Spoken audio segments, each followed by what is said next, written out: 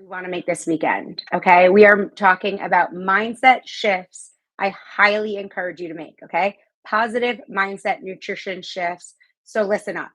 First of all, last night in my own kitchen, I realized a line that I scribbled onto a notepad and I think I wrote it quickly on Twitter or Threads, which is negative thoughts are natural. Negative thoughts are natural.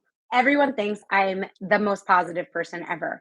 And truth, like, yes, I am hardwired to be positive, but I also have very negative people in my family. So I don't think it's only a genetic thing. I think I work very hard on staying positive. And every time you meet a very positive person, they are likely working towards it. They're probably exercising, which might boost and has been widely shown to help boost your mental health, right? They're probably getting good sleep or prioritizing their sleep. They're probably eating healthy foods, healthy whole foods that's been associated with better mental health and lower rates of anxiety and depression and all these things, right? So it's probably that they're also working on their happiness. There's so many books on happiness, and I've read at least a dozen of them because I work towards my happiness. While everyone says I'm very happy and positive, it isn't something that necessarily is always natural. It's something that I work towards. So I have negative thoughts in my head constantly, constantly, constantly.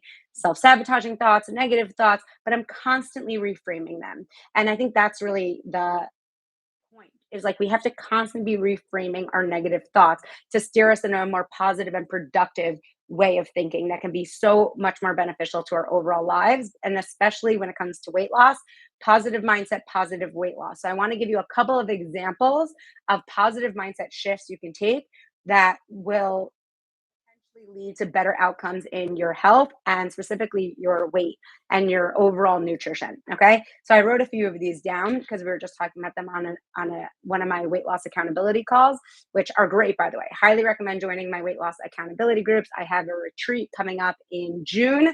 I would love for you to come. You can write shift below to get more details on that. So let's talk about shifting our mindset. Number one, time you say no to something, you are saying yes to something else. I repeat, every time you say no to something, you're saying yes to something else. And the best example I can give is alcohol, right? And I think because for me, I have realized all the yeses I'm saying like yes to when I say no to alcohol is like better sleep, better control around food, not necessarily nibbling at all the fried carby and type of things. The better sleep will likely lead to better food choices the next day, better energy the next day. Also, I'm saying yes to hydration, right? Alcohol could be very dehydrating. So, dehydrating. Yeah. So, like, it makes me feel more focused, more level headed, more positive. So, I love drinking alcohol. There's a time and a place for that. And I always pair it with my electrolytes to help prevent the hangover so I can rebound better in my nutrition the next day. But every time I'm saying no to it, I realize all the yeses I'm saying to, like the less sugar in my body and all sorts of that, which helps me make the shift. So when it comes to chocolate, when it comes to processed foods this weekend, when it comes to going to the drive-through and having a choice to either have a burger with a bun or ask them to make it protein style and wrap it in lettuce, when you're saying no to something, like let's say the bun in that situation, you are saying yes to positive health, nutrition, more lettuce in your body, potentially even weight loss from a drive-through experience.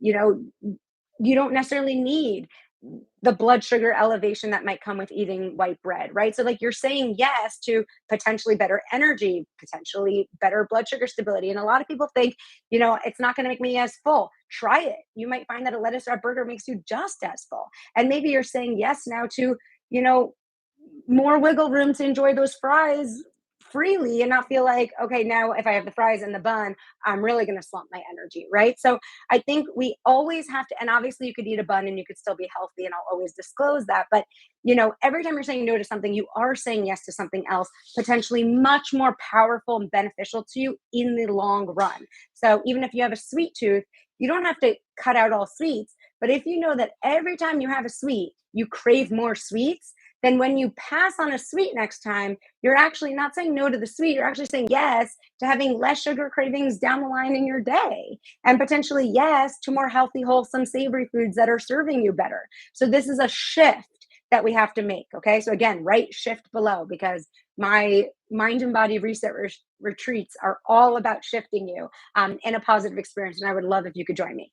Okay. The next question, the next mindset shift we have to make is when it comes to the scale. right? A lot of times when people eat really healthy and they only go down on the scale point 0.2 or point 0.5, or they stay the same, or it even goes up point 0.2, people immediately want to say, I don't care. I just give up. What's the point in trying? There's a huge point in trying, especially if you ate healthier that day and you had healthy habits. Celebrate that. Sure, the scale might have not given you the positive reinforcement you were looking for, but even gaining point 0.5 is probably better than gaining 3 if had you not made all those healthy choices, which could have been possible for you. So, and even staying the same, well, you know what? Now you're open minded to looking at what you did yesterday and the potential changes you can make in the future to see greater success. Okay. So we have to have a positive mindset and realize it's always worth it. It is always, always worth it. Okay. To feed yourself better and your family better. Okay. The next mindset shift we need to make is a lot of people are terrified of deprivation. Okay. This is something where it's like the number one comment I get on TikTok is if I deny myself those cravings, or if I don't get myself the bun and I get the lettuce wrap, I'm 100% going to binge later. Or you won't. I think people are like terrified of making a shift because they're so scared of the consequences. But those consequences might not come. And one thing that comes from eating more whole foods and eating more vegetables is and drinking more water is we tend to get fuller. And the fuller you are, the more self-control you can have. So I'm a big believer. It's like it's not restriction, it's guidance, right? So it's not that you're saying no to the desserts, but delay, don't deny. If you want something like a cinnamon bun when you're walking through the mall, that might be a very impulsive decision you're making truly because you went too long without drinking water, too long without eating healthy foods. You don't have another healthy snack like an apple, banana, or cucumbers or baby carrots or almonds like that in your backpack. So you're like really running low, and they purposely place the vents of those buns and desserts and bakeries, they place them out into the traffic zone so that even if you weren't craving it, you have this impulsive urge to eat it. And they put the samples right there and you're tasting it because the second you have that on an empty stomach when your blood sugar is low, it's going to immediately kickstart like a dopamine release, a blood sugar spike, all the stuff that's just going to make you crave more of it. So it's not that you are denying yourself of this, but potentially delaying yourself this can be a mindset shift that can change your whole trajectory. And after you drink a huge bottle of your water first, and after you potentially find that healthier, more filling snack with protein and fiber that's actually going to give you the energy you need, then you can go back to that dessert, or you really might feel like you don't need it at all when you just distract yourself with a different arena. So I think people are so scared of changing their ways. And every time you say no to something, you are saying yes to such potential in your future. And if you are never going to make those shifts, it's going to be almost impossible for you to get to the goals that you want to live that healthy, happy lifestyle that you really want to have because everyone wants to be happier and healthier. I don't want to hear anyone say that they're happy being unhealthy. It's almost impossible. And studies even show that. Okay. So please write shift below. Come on my retreat. We're going to keep shifting your mindset. Okay. All or nothing thinking. Big shift you have to make. Just because you didn't meal prep everything doesn't mean you have to in loads of like fried empanadas and taquitos and french fries and all this stuff. Okay. And it doesn't necessarily mean it. If you don't have food prepared in your fridge or you don't have the groceries you need, then you need to order out. There are so many other healthy options. There's salad places, there's getting foods that aren't fried that might still be, heavier or more indulgent than your other food, but it's just not fried, right? So there always is that middle ground. It's not all or nothing. All or nothing thinking gets you nowhere. You got to stay in this healthy balance of like, you know what? Even though I'm overeating now, I don't need to go for that dessert. That's going to open a whole nother thing for me. And, maybe I just need to drink my water and to kind of leave the room. So I am staying in a positive mindset and I'm not setting myself up for failure. I'm actually setting myself up for success. So I think we have to be a really big driver in our own mind. If you don't have that, I'm very happy to help you. Obviously, that's my expertise. It's all the shifts I've had to make personally in my life that I'm so happy to help you make. Things like I have to finish that or else it's going to go to waste. Or you could package it up, you could put it in the fridge, and you can maybe enjoy those 4 bites tomorrow. Okay. Or maybe sometimes it's better in the waste than on your waste. So you've got to constantly take that negative thinking, that self sabotage thinking, that thinking that's saying, just enjoy, just you have wiggle room, just, like sometimes YOLO, all that stuff. things that should be positive that have actually turned very negative. And I think we also don't realize how much our mindset is highly manipulated by food company marketing. Like there's so much things we're like, oh, I must have that because it makes me feel good. Or the food company has been blasting you with marketing that's been telling you that. And actually, maybe a really delicious salad is going to make you feel good. And all these mindset shifts you have to make. People think if I get a salad, I'm not going to get full. Maybe if there's enough fiber in it, like there's chickpeas in there, or roasted sweet potato, or quinoa, and there's a good lean protein like chicken or steak or salmon or tofu, and a really yummy dressing like a delicious peanut dressing or a Thai dressing or an Asian sesame dressing or a carrot ginger dressing, something you actually might get full. You actually might get really satisfied. You actually might really enjoy yourself. And even at the end, you'll probably not regret it. Most people don't finish a delicious, wholesome, healthy meal like that and regret, oh, you know what? I should have gotten the burger and fries because there's probably someone else at your table who's getting it that you could have a bite of, right? So I think we're very, very, very scared of shifting, but it's the healthiest change you can make. And honestly, sometimes it's not until you shift physically that your mind can shift too. Because if you're a type of person who feels like if you get a lettuce or a burger, you're going to feel deprived or whatever, sometimes they have to mistake your order, actually give you one by accident, see that you like it, to then be like, yeah, I could probably do that all the time. I see that with my clients all the time. It's like they become in this like big set, like I need to eat this for breakfast, I need to eat this for lunch, I need to eat this for dinner. I always have to have this snack. And then they go on a vacation, they get out of their like structure and zone, and all of a sudden they're like, you know what? I don't even think I need that snack in the afternoon I've always been having because I was actually really fine on my vacation without it or whatever it is. So, like, sometimes you have to make the shift. You have to be open minded to making the shift before. And I'll say a big mindset shift with that, as like how that goes, is with exercise, right? Like a lot of us think we don't need to exercise. We're plenty fine. We're plenty healthy. We're plenty happy. But then when you actually start exercising regularly and see how happy and better you are with managing your stress, especially around stressful people, which could be like your kids or your coworkers or whatever, you then realize after you skip a few workouts, you're like, oh gosh, I have to go back because that's so much better for me than avoiding it. So you have to be open-minded. Okay. We have to be open-minded to more positive habits for more positive results. And we have to shift our mindset from this very unhealthy place that we're in as a society in America to a very healthy one. Okay. And I'm so happy to help you. Lexi is saying something that I really want to speak to before I go. Lexi is saying, I don't like how diet culture keeps demonizing processed foods. There's a difference when it's ultra processed versus processed. I want to be very clear. Okay. I'm a busy, full time working mom of 3 children. I am not anti all processed foods, and I'm a registered dietitian with a master's degree in nutrition. The whole idea of processed foods, and I'm going to elaborate for anyone who's like, oh my God, what's this woman saying? Just listen. The whole purpose of processed foods is convenience, is to make it more convenient for us to eat in our ever evolving, busier world. Okay. But there are 4 stages of processed foods, and I will continue to make videos to help clarify this. And I'll make a 20-second video or 30-second video so it's easy and you could send it to friends and you could save it for the future. But there are 4 stages of processed foods.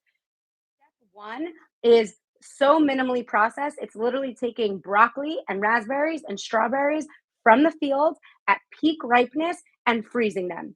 No added ingredients, just putting them at a colder temperature so they stay fresher, higher in nutrition value for longer. And it can even be less expensive because there's now less sitting on the shelf that it's going to do, and it's not going to spoil as fast. Okay. So that is a minimally processed food that is so good for us. Keeping frozen broccoli and frozen spinach and frozen raspberries and frozen strawberries in your freezer is incredible for easy, healthy, quick meals. These vegetables are usually pre-blanched and pre-cleaned. It's so easy to just throw it into the oven with oil spray and salt, or to put them in a stir fry. Like, so easy. Throw them in an air fryer, season them, whatever it is. Minimally processed, stage 1 of processing, very healthy for you. Can really increase your nutrient intake in a very inexpensive, cost-effective, time-effective way. Then you have stage 2 and stage 3 and stage 4. By the time you're at stage 4, I love that Mark Hyman calls it, it's not even food, we should call it science experiments. These are foods that you would never recognize the ingredients in your own pantry. They have little to zero fiber and protein in them. They're designed so you eat a lot more calories and never feel full so you can overeat. And studies consistently show that this stage 4 of ultra processed foods is highly linked to higher rates of depression, anxiety, certainly obesity, type 2 diabetes, and other chronic diseases. So there is a big wave of that. So you shouldn't hear anyone say that ultra processed foods are the end all be all. I grew up on ultra processed foods. I'm still here to tell the story. Okay. But the example I just gave on my other accountability call was there's popcorn that you could take the kernels, you could put them on the stove with a pan with a little oil and salt and turn it into popcorn. Then you can get a processed, minimally processed bag of popcorn that has those exact same ingredients: popcorn, oil, salt. And that's amazing. That's a minimally processed food. And then you have microwavable popcorn that has 30 ingredients in it. And you're like, what the heck just happened? Okay. Like, why are there 30 ingredients in that? Okay. So that would be, let's say, and more ultra processed foods. So I am not here to demonize processed foods because there are a lot of studies to show that, frozen fruits and vegetables actually have higher nutrient values than not. And making healthy food more convenient is very critical for, culture, especially for people living in food deserts who don't have access to the fresh food. That frozen foods or canned beans is very important for us. But I highly recommend avoiding that stage 4 ultra processed foods, what Mark Hyman called, science experiments. We should take the food word away from it because it's not good for us. And it's highly correlated to obesity, weight gain, and honestly, just eating so much more without ever feeling full. And the sad, scary thing is that those foods are really so highly marketed to a lower educated, lower socioeconomic population. And it's so unfair to them that they don't have that type of knowledge and understanding. And in that population, you have some of the highest rates of obesity and also the highest rates of nutrient deficiencies. So they're, let's say, have 50 extra pounds on them because they've consumed so many more calories, but because they were so low in vitamin C and calcium and iron and protein and fiber, they're actually showing signs of nutrient deficiencies. Compare that to whole, wonderful foods: celery, broccoli, spinach, apples, pears, oranges, and minimally processed foods like cottage cheese and things like that, which is very few ingredients. Like, we definitely need to go into the direction of eating more whole foods because they can definitely lead to us consuming less calories, which has been shown. They can be more satisfying so we don't overeat later on, and they will highly, highly help you in your overall health moving forward. And that's like not to be debated. So, no fear mongering here, everything in moderation. There's a time and a place for all things. But I just want to say that because it's a mindset shift we have to make, is that, healthy food is going to help us in the long run. And that shouldn't be disputed. All right. I love you guys so much. Please join me on my upcoming retreat. I would love to see you. Spots are going fast. It's a very small, intimate group, so we could really get to know each other. I want to know your background. I want to know your history. I want to know your lifestyle. I want to understand how to help you best and where your trip ups and obstacles and struggles are so I can help you overcome them so you could see greater success in the future. So please write shift below. I'll include a note, link to my retreat. I would love for you to join me. I'd love for you to bring a friend. It's so amazing. It's so impactful. And it's just so great. I'd love to see you there. All right. I love you guys so much. Have an amazing weekend.